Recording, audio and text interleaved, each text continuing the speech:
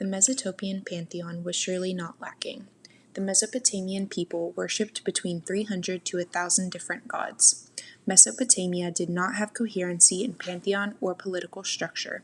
It defied the way in which Egypt was ran, where order was highly implemented with chaos being the enemy. They were also home to many different civilizations, which became known as city-states, which operated for more than 3 millennia with a common interest in the rivers, the Tigris and Euphrates, stories of their history, and the literature that still remained, which taught them of greed and nature's raw power. Mesopotamia was also the first to implement divine intervention, where the gods were asked to oversee the action of city-states making oaths or contracts. This was a different way to interact with gods than seen before. The polytheistic ways of Mesopotamia were due in part to the outlook the civilizations had on their surroundings. The multiplicity of gods was thought to be within the earth around them through the soil, the water, and the sky.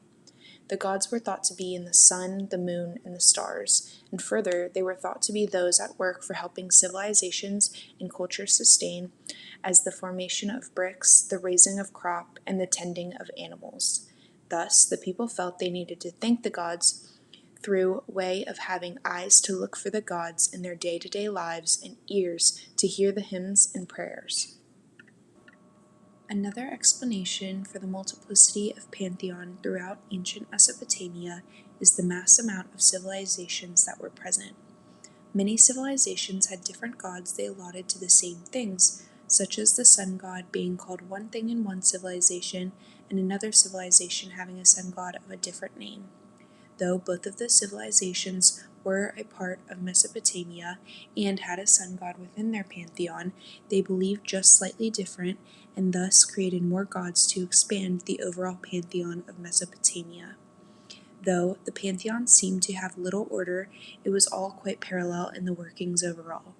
One thing that was brought up from the differentiation between civilizations and their pantheon was, before the rise of the empire, the existence of autonomous city-states generated social gods who were venerated locally as the protectors of their hometowns, whereas, with the rise of the empire, certain local gods assumed a nationwide importance they had not previously enjoyed, which was not always the case, and, in some instances, the exact opposite happened, called syncretism.